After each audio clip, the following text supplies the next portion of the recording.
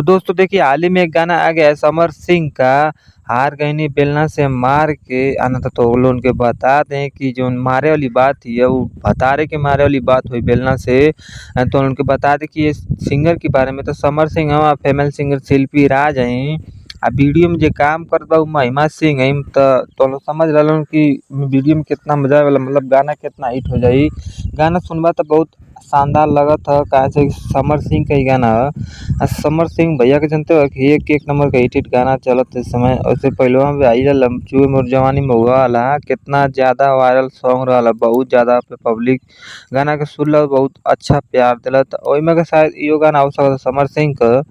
बाकी भाई लोग दोनों अपन हिसाब से सुन के बता दिया लोग। बाकी हम तो वीडियो में देखत ही बहुत अच्छा सीन में दिखावल जाता, बहुत अच्छा में लुक दिखा, वीडियो शूटिंग बहुत अच्छा दिखत ह।